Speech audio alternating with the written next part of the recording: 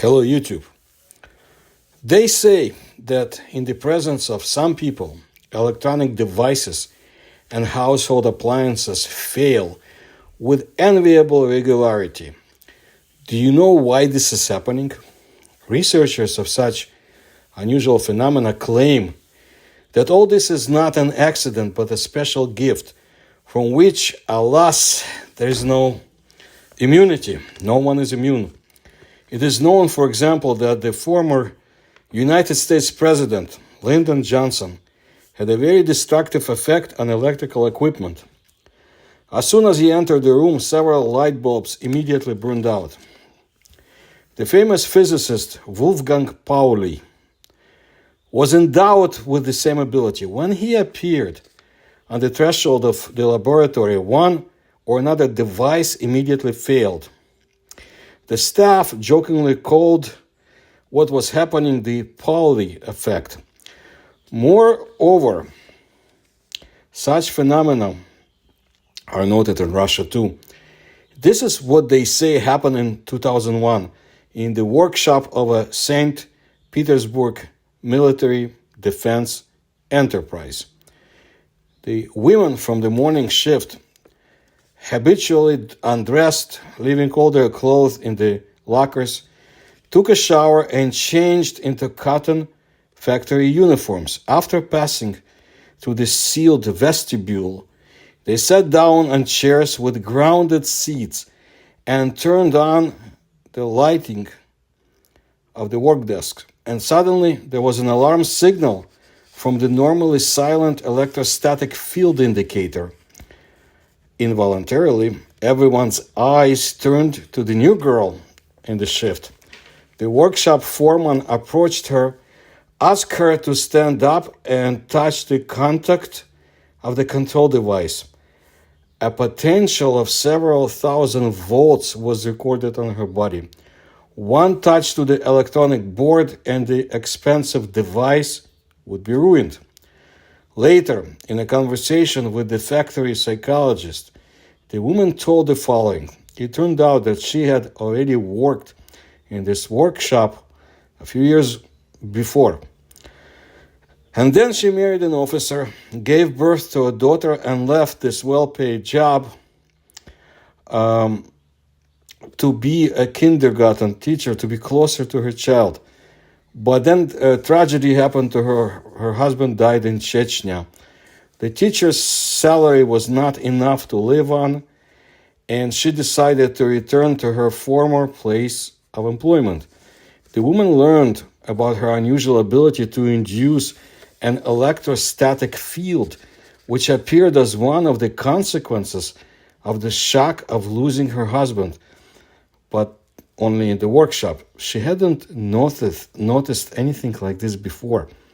At first, the factory experts or specialists decided that maybe the discharge was induced, that is formed, say, when combing hair or when rubbing slippers on the linoleum floor while walking.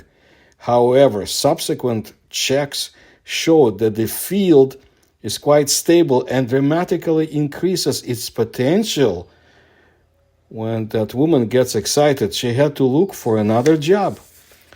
This case is quite rare, but not the only one, noted Valentin Psalomshikov, candidate of physical and mathematical sciences, who had investigated it. And from time to time, I'm bringing information from this really fascinating researcher in the Soviet Union and then in Russia. And I'll continue to do so because I find his knowledge unique and the insights he brings, and he had experienced some of the things that he describes. It's incomparable. Anyway, something like this, it turns out, has been described more than once in both special medical and general literature, as happened to that woman. A similar case occurred in the 1980s in the paint shop of one of the Leningrad, at that time, that's how St. Petersburg was called, factories. The fires started when the workshop switched to a new, more volatile imported solvent. The specific culprit of the fires was one of the female painters. As soon as she picked up an ungrounded spray gun, flames began to shoot out of it, like from a flamethrower. Moreover, the number of emergencies increased dramatically after the woman quarreled with any of her work colleagues, foremen, or household members. Scientists became interested in the phenomenon and revealed that the potential of her body sometimes reached 200,000 volts. It decreased only slightly and briefly after taking a shower. The woman was immediately banned from working in her field, driving a car, and going close to a gas station. The study of this phenomenon, of course, is far from over, but what is already known suggests the following. Most likely, this phenomenon has the same nature as the accumulation of electrostatic fields by stingrays, eels, and other so-called electric creatures.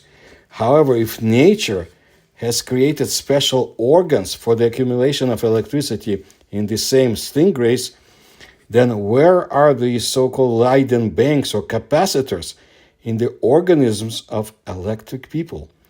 An interesting hypothesis in this regard was offered by the famous Russian writer and researcher of the paranormal and supernatural, Alexander Garbovsky. I had the privilege to exchange research correspondence with him many years ago. He passed away in 2003. Some researchers claim that in our head, somehow combining as it were, three brains coexist, he wrote. The paleocortex is the most ancient, inherited from our distant ancestors, the reptiles. Scientists call it the crocodile brain. The mesocortex is the brain of mammals. The legacy of our pre-human ancestors is the brain of a mammoth or wolf. And finally, the neocortex is what the Homo sapiens brain itself is, the receptacle of the human will. If this is true, we can assume that our brain, whose capabilities are used by about 10% in everyday life, from time to time uses its hidden reserves left over from the old days or olden days, and they're obviously considerable.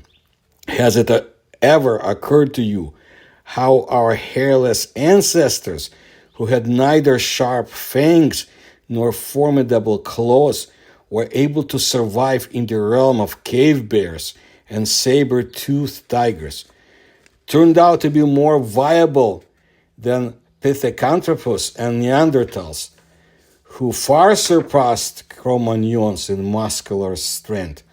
Some researchers suggest that our ancestors could influence the animal kingdom around them, for example, by the power of their gaze, looking from the eyes, looking at objects and animal life.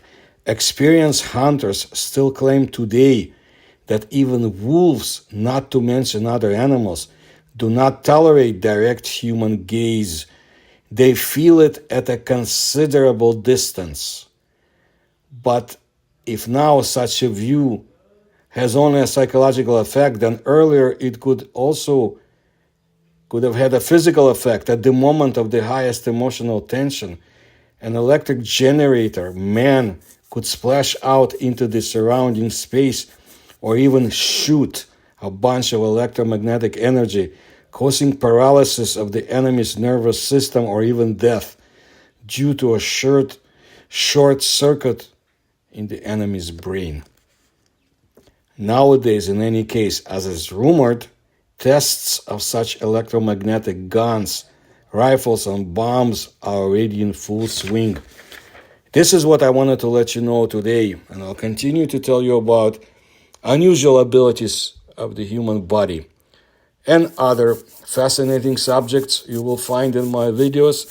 And if you like my research, please support me through the links you'll find in the description to this video. Please tell others about my research and like my videos. And thank you for all your attention to my work.